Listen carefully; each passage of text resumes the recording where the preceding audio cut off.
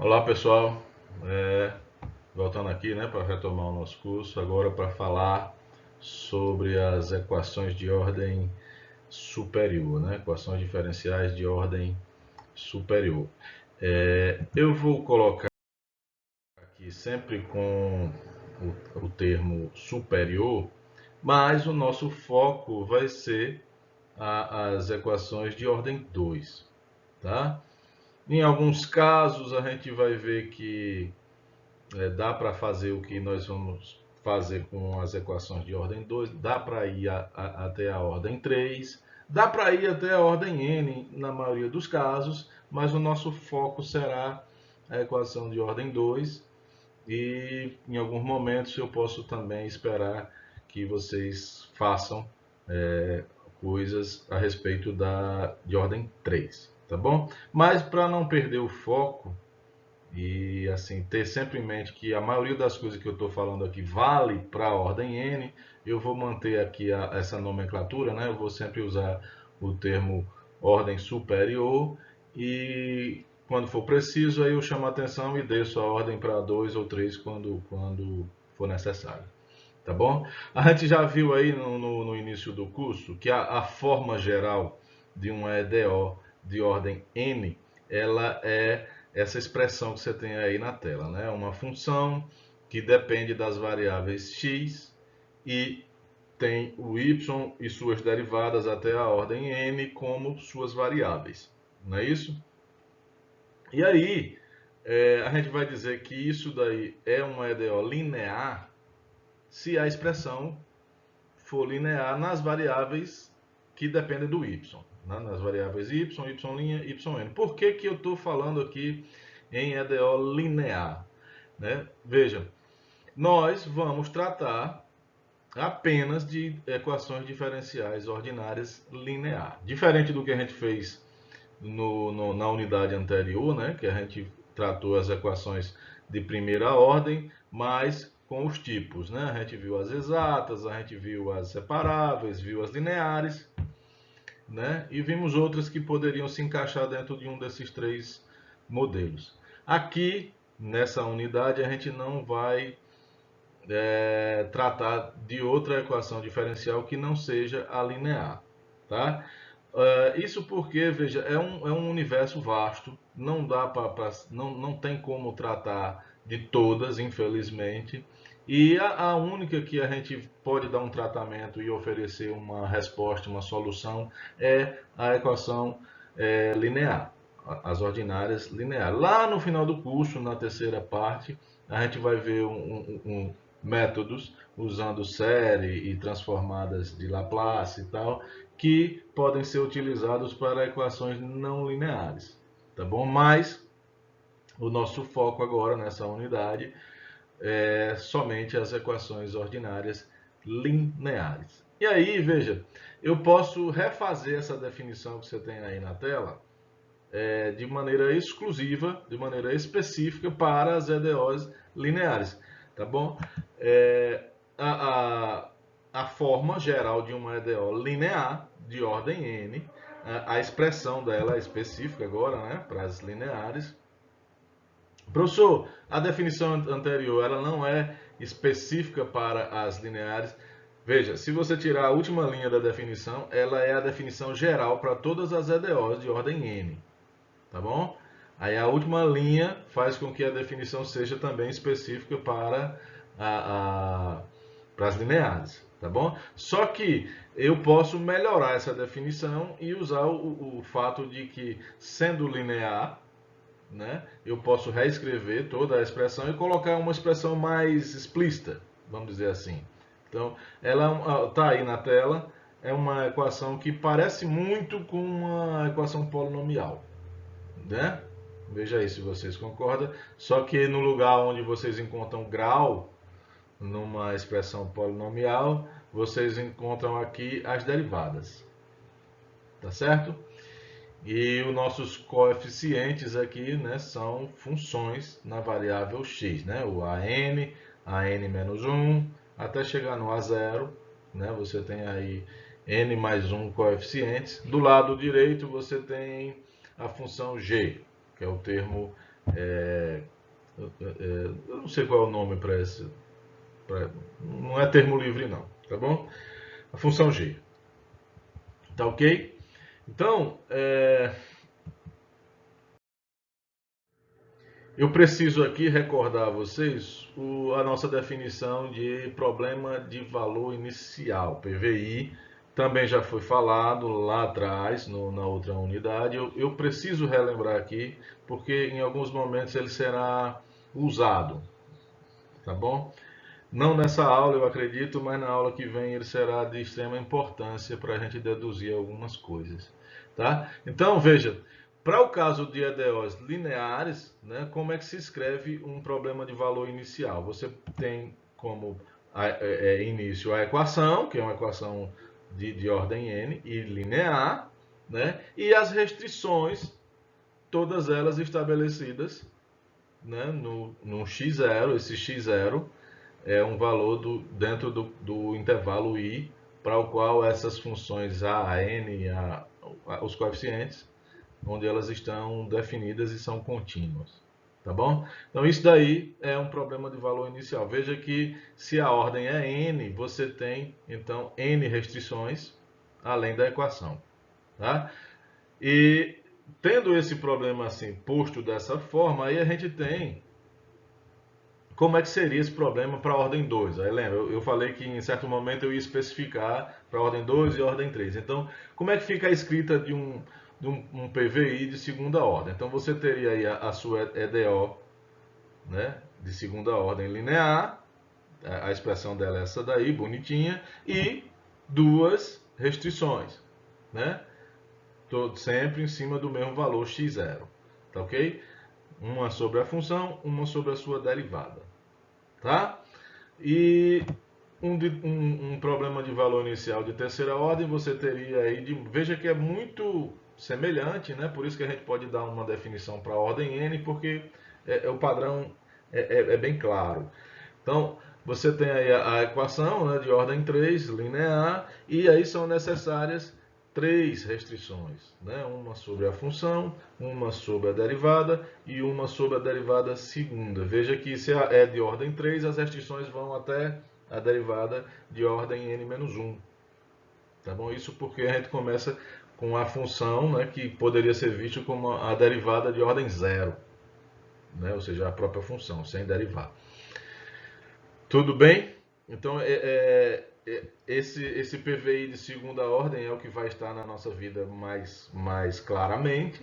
Esse de terceira ordem podem acontecer em alguns momentos, mas eu vou sempre me referir assim, problemas de valor inicial de ordem n. Tá? Não se assustem não, porque o que nós vamos ter, na verdade, é o n2 ou n igual a 3. Tá? Por que que eu precisei lembrar desse problema de valor inicial? Porque existe um teorema que eu também coloquei na unidade anterior, e o teorema diz o seguinte: olha, se os coeficientes, todos eles, e a função g, elas forem contínuas em algum intervalo i, estou chamando de i, né? E o a índice n, né, o coeficiente da derivada de maior ordem, não for zero, tá? Não for identicamente nula. Essa restrição aí é meio bobagem, porque assim, se ele for zero, você não tem uma equação de ordem n, você teria uma equação de ordem n menos 1. Então, para que eu possa dizer que eu estou com um problema de ordem n, então o último coeficiente não pode ser zero. Né? Então, e assim, ele não pode ser zero em todos os valores do intervalo i. Tá? Veja, a índice n tem que ser diferente de zero para todo x no intervalo i. Esse intervalo i é o intervalo onde eu vou garantir que existe uma solução. Então, veja, se o x0, aquele x0 lá das restrições, ele for um carinha que esteja dentro do intervalo i, então aquele PVI possui solução, estou chamando aí de y, e a solução é única. Tá ok? Não vou colocar aqui a demonstração seria assim, pano para muita manga, e daria muito trabalho, e assim, eu preciso somente que vocês aceitem. Eu acho que nem mesmo o livro que eu indiquei tem a demonstração, seria necessário um outro livro de um pouquinho mais de profundidade para vocês verem a demonstração. Mas eu preciso somente que vocês acreditem, tá? Acreditem em mim, acreditem no livro, a gente não está mentindo para vocês. A solução desse problema do PVI existe e, além de existir, ela é única, tá bom? Mas, professor, veja, o PVI ele é a equação e as restrições. Daqui a pouco a gente vai ver que quando a gente tira as restrições, a equação sozinha ela tem infinitas soluções. Daqui a pouco você vai ver isso, tá bom? Já viram no caso de ordem 1, né? Que tem infinitas soluções. Mas quando você coloca as restrições, bom, aí aquelas restrições ela faz com que o problema tenha somente uma solução. Bacana? Então, continuando aqui a minha observação, pessoal, eu não falei antes, né? Eu fico muito empolgado e acabo botando o carro na frente dos bois. Essa aula e a próxima a gente vai ficar somente na teoria. Vocês precisam ver o embasamento que é necessário para que a gente possa então criar, desenvolver nossos métodos. Então, basicamente a aula de hoje e a próxima serão apenas de fatos, de observações, dar nome para os bois e chamar atenção para alguns teoremas, algumas características que serão importantes. Então, nessa aula e na outra não temos métodos, mas essas duas aulas são de extrema importância para o entendimento do que vem na frente. Não vá dar uma de engraçadinho e dizer, já que não tem nenhum método, vou pular essa e a outra e vou direto para a terceira. Não faça isso, tá bom? Não faça isso porque você vai ficar como um cego no meio de um tiroteio, tá? Eu já vi aluno fazendo isso, né? Tem o método, mas ele não entende bolhufas de porque o método é assim ou era, sabe, as nuances do método. Então, essa aula e a outra que vai fazer você ter um entendimento dos porquês. Tá bom? Olha, continuando aqui então com as nossas observações, existe um outro tipo de problema que é chamado problema de valor de contorno. Veja, o nosso problema aqui no nosso curso é problema de valor inicial, PVI.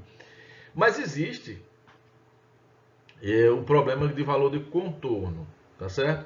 O problema de valor do contorno ele é um pouquinho diferente somente na hora de você impor as restrições.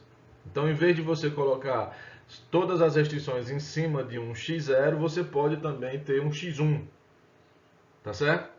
E é justamente por ter dois valores, um x0 e um x1 do intervalo i, que são mencionados nas restrições, que chama valor de contorno, porque você vai ter um num extremo e outro no outro extremo. Então, por isso chama contorno, a ponta de lá e a ponta de cá. Tá certo? Então, se você colocar isso numa figurinha, é como se você tivesse duas condições. E é como se você, pensando de maneira, um problema físico, um problema real, é como se o seu problema, vamos supor, eu tenho uma equação que representa um fluxo de calor. Então eu quero que esse fluxo, nesse momento, tenha uma temperatura tal. Então x0 seria o primeiro momento e y0 seria essa primeira temperatura.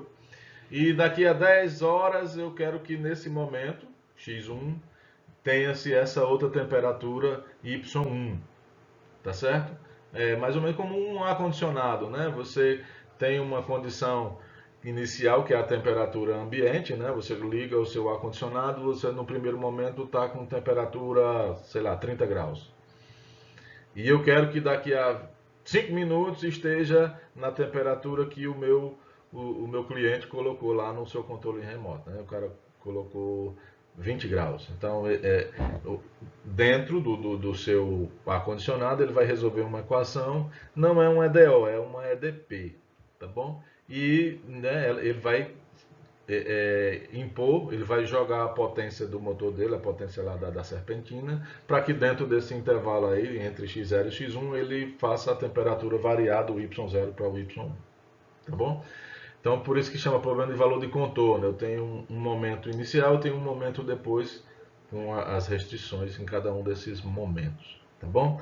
Nós não estudaremos isso aqui, eu estou trazendo isso só a título de observação e para dizer que um problema de valor de contorno, ele, diferentemente do nosso, do PVI, ele pode admitir mais de uma solução, mesmo tendo as restrições lá impostas, e pode também não ter nenhuma. Ele é complicado, entendeu? Então, esses problemas, eles são estudados caso a caso. Você tem um problema específico e aí para esse problema você vai lá e estuda como é a solução. Isso é uma tese de mestrado, uma tese de doutorado e por aí vai. É um artigo numa revista e tal, tá? Não há uma... Existem algumas coisas em livros e tal, mas assim, uma coisa colocada de forma geral, abrangente, assim, que valha para todos, não tem. Tá bom? Então, estou colocando aí só a título de completude, né, do nosso assunto, mas não teremos isso no nosso curso aqui. Nós vamos ficar somente com os PVIs. Show? Dentro das nossas equações, uma coisa que vai ser importante são as equações homogêneas, e eu quero aqui trazer uma lembrança.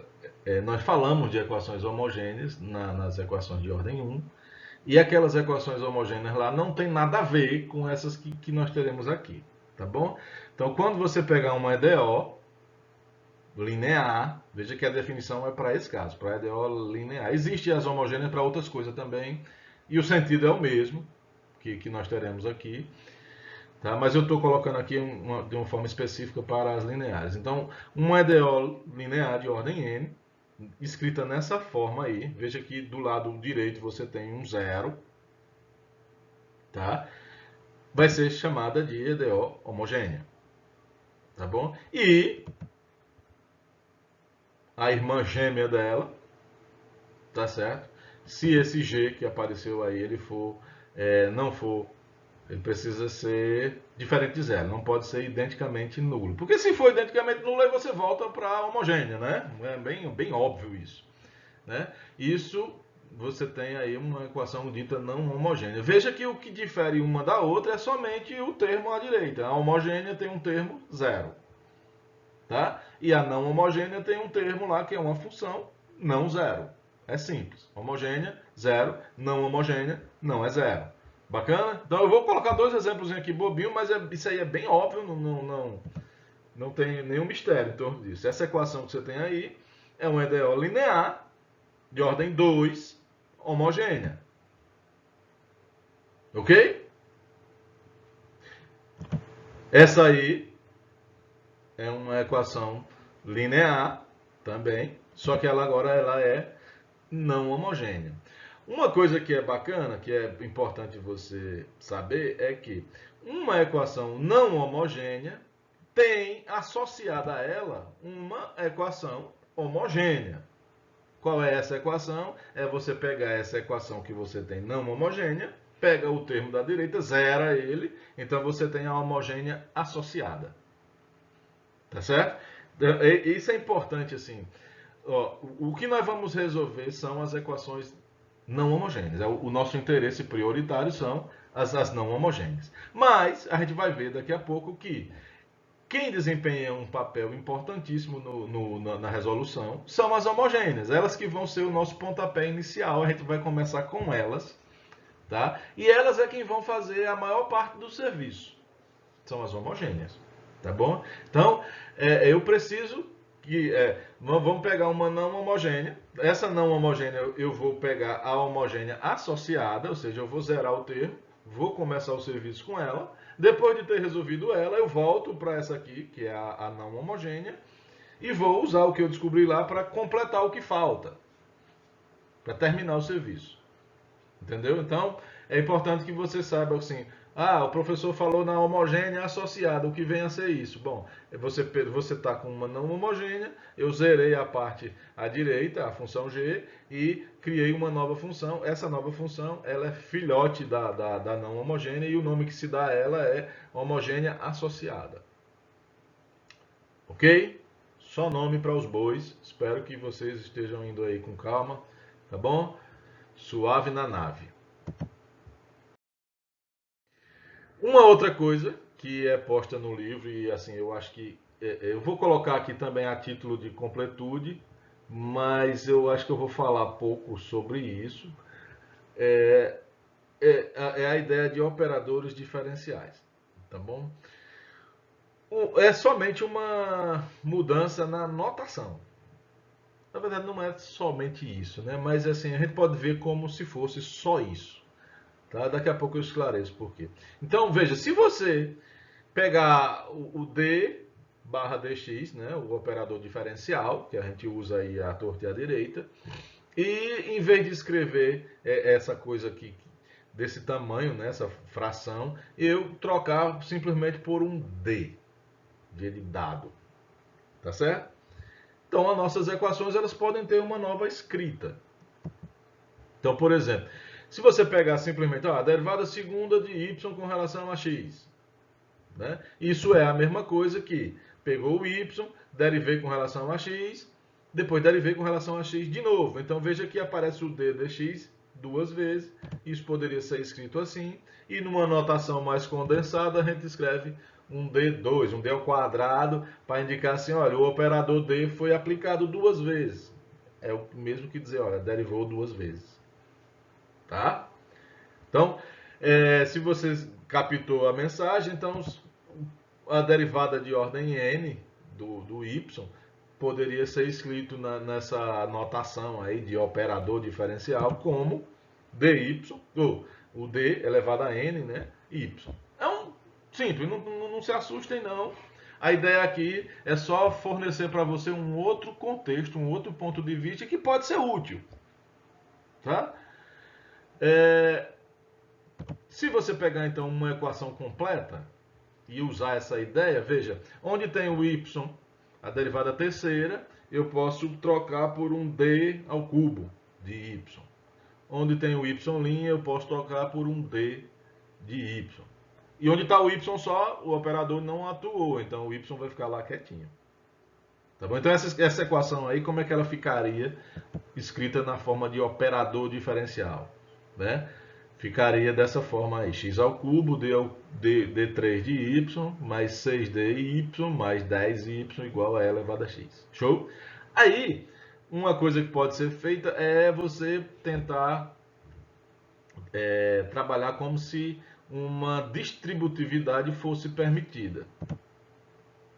Então, esse y que aparece em todos os termos foi posto em evidência à direita, e você ficou com um catatal aí entre parênteses, que é o x ao cubo, d ao cubo, mais 6d, mais 10. Tá certo?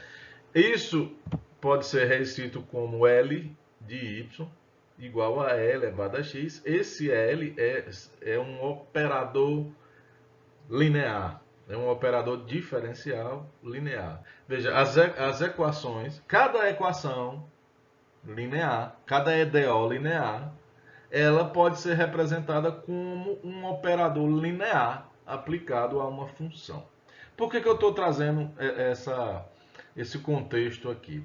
Um operador linear é uma função, é uma transformação linear. Então essa distributividade aí que eu fiz, ela é válida porque você tem em mãos, na verdade, uma transformação linear.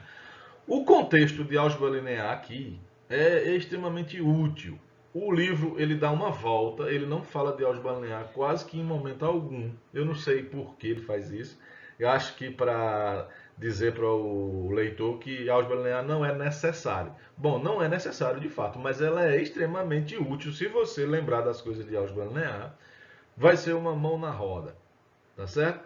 Então, o que você tem aí é que as equações diferenciais, cada equação diferencial tem associada a ela um operador linear. E aí você pode usar, tentar resolver problemas de equações diferenciais ordinárias do ponto de vista de transformações lineares, usando o que você sabe sobre álgebra linear. Tá bom? Por que que isso não é visto lá no curso de álgebra linear? Porque o conjunto de todos os operadores lineares, isso na verdade é falado lá por alto, muito rapidamente, mas ninguém se aprofunda não, porque o conjunto ele tem dimensão infinita.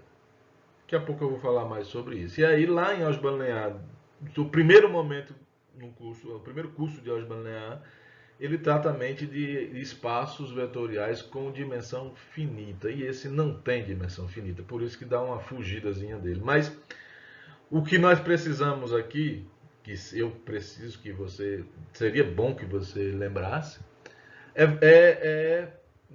não possui nenhuma característica exclusiva da dimensão infinita. O fato de ser dimensão infinita não muda nada. Então é como se você tivesse aqui um espaço de dimensão n. O que eu vou usar vale lá no dimensão n e vale aqui também. Ah, professor, não gostei de álgebra linear, não. Bom, você está em cálculo 4, deveria ter gostado. Mas não se preocupa não. Não se preocupa não, porque dá para entender também sem álgebra linear. Então, beleza? Cada equação diferencial pode ser vista como um operador diferencial aplicado numa função. Então, quando você faz L de y igual a e elevado a x, é como se você tivesse com uma função na mão e você está procurando qual é o y que tem imagem e elevado a x. A L de y igual a zero no caso das homogêneas. Você está procurando qual é o y cuja imagem é zero. Tá certo? Quero somente isso, por enquanto. E aí, o livro ele traz um princípio que ele dá o nome de princípio da superposição. É a última coisa que eu vou falar hoje, tá bom? E ele poderia ter colocado de uma outra forma,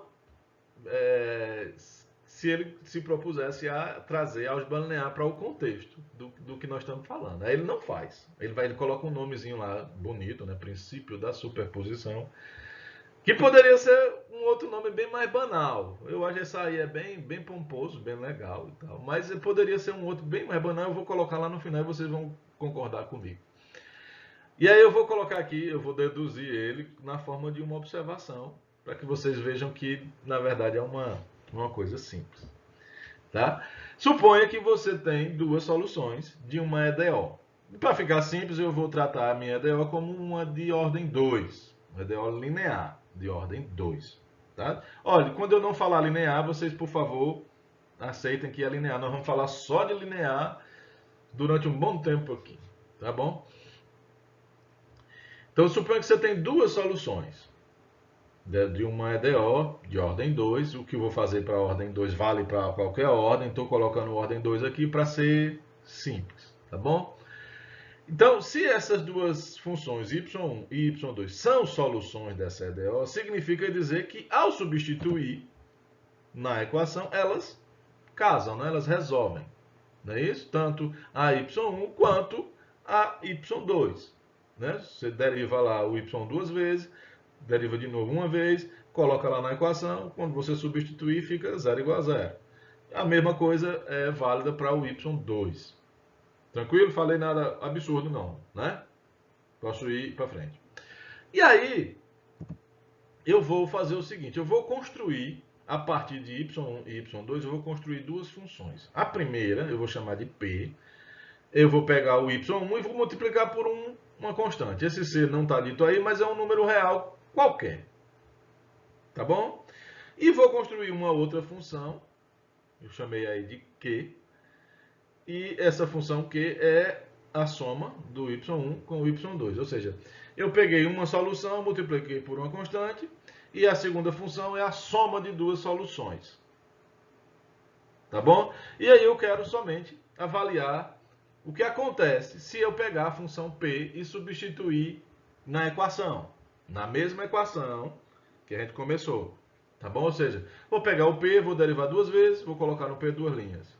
Vou derivar uma vez, vou colocar lá no P', tá? Vou colocar ele ali onde aparece o Y, vou colocar o P. E vou ver o que acontece. Então, o que acontece com o P quando você deriva duas linhas, né? Já que o P é C vezes o Y1, quando você deriva, né, o C fica quietinho, e aí você deriva o Y1 duas vezes, vai ficar C, Y1, duas linhas. Mesma coisa para o P', né? Vai ficar C1, Y'. Faz isso aí no cantinho e traz e joga na sua equação. Vai ficar esse monstro aí. Tá bom? E aí você veja que esse C que aparece nos três termos, eu posso colocar ele à esquerda, em cada um dos termos. Posso também colocar ele em evidência. E o que você tem aí entre colchetes, observe que é nada mais do que o lado esquerdo da EDO substituído no Y1. E aí, nós já vimos que o Y1 é uma solução da EDO, portanto, o que tem aí dentro do colchetes é zero, né? Então, significa que isso aí tudo que você tem dá zero. Qual é a conclusão que nós chegamos aí? O P é também uma solução da EDO. Tá bom? Eu estou colocando o P para tentar ser o mais simples possível, mas eu poderia. A conclusão a qual eu quero chegar é o seguinte: olha, se Y é a solução, Y multiplicado por uma constante também é. Bacana? Essa é o que eu quero que vocês enxerguem. A segunda observação é: eu vou pegar o Q e vou substituir também na minha EDO. Então eu vou pegar o Q, vou derivar duas vezes, vou derivar uma vez, vou, né?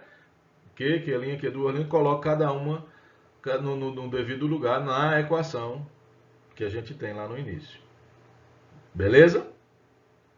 E aí, veja, quem é o Q duas linhas? Vai ser o Y1 duas linhas mais o Y2 duas linhas. Quem é o Q linha? É o Y1 linha mais o Y2 linha. Joga tudo isso aí nessa sopa. Não vai caber, então eu vou ter que passar para um outro slide. E ver, né? Coloquei tudo aí. Cada um dos coeficientes, né, o A2, o A1, o A0, pode ser distribuído. Eu vou fazer essa distributividade. E agora eu vou agrupar tudo que tem índice 2. Eu vou colocar mais à esquerda. E o que tem Y1 eu vou colocar um mais à direita. Veja se vocês vão fazendo isso aí na ponta do lápis devagarzinho. E aí, se você lembrar do slide anterior, você vai perceber que o que está dentro do primeiro colchete é o lado esquerdo da EDO, substituído por Y1. E o que está no segundo colchete é o lado esquerdo da EDO, substituído em Y2. E ambos são zero. Então, o que você tem aí é 0 mais 0, que dá 0. Conclusão, a função Q é solução da nossa EDO. Show? Só que em vez de Q, a gente poderia fazer uma interpretação mais ampla. Qual é a conclusão? Se Y1 e Y2 são soluções, a soma também é uma solução. Então, veja as duas observações juntas, o que elas dizem para a gente, né? Se você tem uma solução, o produto dela por uma constante também é a solução. Se você tem duas soluções e soma, você tem uma solução também. Vocês lembram de algum lugar que falava alguma coisa sobre assim, olha, tem dois testezinhos que você tem que fazer. Primeiro, multiplica por uma constante e vê se está no conjunto. Segundo, soma 2 do conjunto e vê se continua dentro do conjunto. Lembram disso? Seria tão bacana se vocês lembrassem. É a condição para que um subconjunto seja subespaço vetorial. Então, quando você tem um subconjunto e quer verificar se ele é um subespaço, você faz um teste, dois testes. Você pega um elemento do conjunto, multiplica por uma constante e verifica se o resultado continua dentro do conjunto. Aí o segundo testezinho, pega dois elementos do conjunto, soma e verifica se a soma continua dentro do conjunto. Se as duas coisas forem verdadeiras, então você conclui que o conjunto é um subespaço vetorial. Aí veja, eu quero que vocês... Não, professor, não recordo disso não. Vai, então pega aí o livrinho de Osborne, dá uma pausa no vídeo, vê lá a definição de espaço e subespaço. Mais exatamente a de subespaço. E aí, veja, a conclusão que eu quero trazer aqui para você. O livro não faz nada disso, tá bom? Imagine um conjuntão bem grandão Nesse conjuntão, eu estou chamando ele de C2 de AB. Não, na verdade, não sou eu, é o nome que ele tem mesmo, de fato. Nesse conjunto estão todas as funções que são deriváveis até a segunda ordem. Então, a função é contínua, primeira derivada existe e é contínua, segunda derivada existe e é contínua. Então, aí chama C2. Esse 2 é porque vai até segunda ordem. Se a gente estivesse resolvendo uma equação de terceira ordem, nós então teríamos aqui o C3. E aí eu precisaria das funções que são deriváveis até a ordem 3. Se eu estivesse falando de uma DO de ordem N, então eu teria aí o Cn. Tá? Esse AB eu estou supondo que são os extremos do intervalo I. Né? É onde as funções coeficientes lá do PVI que eu falei, são onde elas existem, são contínuas. Esse conjunto, ele é um espaço vetorial. Tá bom? Novamente, esse espaço vetorial, ele possui dimensão infinita. E por isso vocês não viram com profundidade lá no curso de álgebra linear. Em geral, ele é posto lá como um exemplo. Pode procurar no seu livrinho que tem lá esse cara como um exemplo de espaço vetorial. É um exemplo que todo mundo pula. Isso aqui é chatinho, pula, tá bom? Mas ele está lá. E aí, veja, significa dizer que o que nós estamos procurando, quando a gente pega uma EDO, nós estamos procurando o quê? Nós estamos procurando uma função, ou mais de uma, né, que seja solução dessa EDO. Então, essa função, por ela ter que satisfazer a EDO, ela é uma função que tem a primeira derivada, a segunda derivada, e ela propriamente é contínua. A função é contínua, a derivada primeira existe, é contínua, a derivada segunda existe, é contínua. Ou seja, é uma função que tem que estar aí dentro desse conjunto. Então, veja, o conjunto, eu vou chamar de S, né? Composto por todas as soluções da EDO, na EDO que nós começamos a nossa observação. Então, está aí dentro. Ele está dentro desse conjuntão maior. Bacana? Vocês estão entendendo isso? Aí vejam o que foi que nós fizemos. Nós pegamos dois elementos desse conjunto, ou seja, duas soluções, e no primeiro momento a gente multiplicou um por uma constante, e a gente verificou que ele continua aí dentro. Depois a gente pegou o y1 e o y2, somou e verificou que continua aí dentro. Então, o que a gente fez na nossa observação foi, provamos que o S é um subespaço do conjunto C2.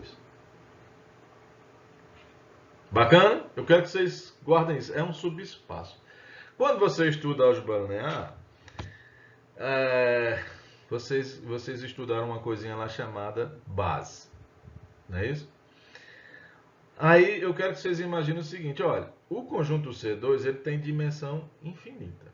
Mas o conjunto S a gente não sabe qual é a dimensão dele. Ele pode ter dimensão infinita também, mas ele pode ser que ele tenha dimensão infinita. Não há uma... porque o maior tem dimensão infinita, o que está dentro também vai ter dimensão infinita. Não. Ele pode ter dimensão finita. E aí, imagine só uma coisa. Imagine que, por sorte, a gente soubesse que o conjunto S tem dimensão finita. Tá bom? Significa que eu posso encontrar uma base desse conjunto. Vocês estão lembrados do que é uma base? Né? Essa base ela seria finita. Então vamos supor que a gente descobriu que esse conjunto S tem dimensão 2. Professor, o senhor está querendo muito, professor. O outro é dimensão infinita e o senhor quer que esse S tenha dimensão 2. Não custa nada sonhar, né? Se esse cara tiver dimensão 2, a base dele tem 2 elementos.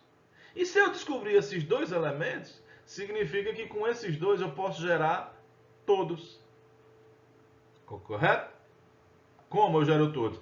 Todas as combinações lineares que eu fizer com esses 2 me dão todas as soluções do conjunto que estão no conjunto S. Né? Todos os elementos do conjunto S. Isso é álgebra linear. Tá bom? E aí, veja, é o que vocês vão ver na próxima aula, que eu estou colocando aqui, dando um spoiler, mas vocês vão ver o seguinte, olha, esse conjunto S, de fato, tem dimensão finita, e se a sua EDO for ordem N, a dimensão dele, olha só, é N também. Então, nós vamos em busca de encontrar a base. Isso do ponto de vista de Euler-Banano. No livro ele não coloca dessa forma. Tá bom? Então, veja, olha só o que é o princípio da superposição. E aqui a gente encerra a nossa aula. Se você tiver y1, y2 até yk, todos soluções da EDO, tá? Num intervalo AB, num intervalo I, tá certo? A combinação linear dessas soluções é também uma solução da EDO. Tá certo? Ou seja, por que é também uma solução? Porque o conjunto das soluções é um subespaço. É bem tranquilo. Ele não coloca assim, ele somente diz, olha, se você pegar 10 soluções e fizer uma combinação linear, você tem novamente uma solução da EDO. Por quê? Se você pegar uma delas e multiplicar por uma constante, é solução. E se você somar duas soluções, você tem solução também. Então, se eu fizer isso com 10, você está fazendo uma combinação linear de 10 vetores, 10 soluções. Show? Então, por hoje é só. Veja, eu quero que você fique com água na boca, assim, pensando, professor, o que nós vamos fazer na próxima aula? Na próxima aula, a gente vai explorar esse S e a gente vai querer descobrir assim, qual é a dimensão dele. Qual é a dimensão dele? Descobrindo qual é a dimensão dele, nós vamos querer estabelecer, né, que a base dele é o que nos interessa. É só isso a nossa. Já está praticamente dito, né? Praticamente feito, né? Nós vamos somente mostrar que é isso aí. O S é um subespaço, já provei, e a dimensão dele é N, e o que nos interessa é encontrar a base. Lá nós não vamos chamar também de base, o livro não chama de base, assim como ele não chama aqui, isso aqui é só uma combinação. Ele usou a palavra combinação linear, mas ele preferiu dar o nome de princípio da superposição. Por que superposição? Porque é como se você olhar para cada uma das funções e encarar elas como ondas, né? Como curvas. Então o que você está fazendo é superpondo uma sobre a outra, combinando as ondas. Está mais para uma interpretação física do que matemática. Para mim, matemática, o que você está fazendo várias soluções geram, através de uma combinação linear, uma nova solução. Nada mais do que isso. Bacana? Por hoje é só. Fiquem com Jesus e até a próxima.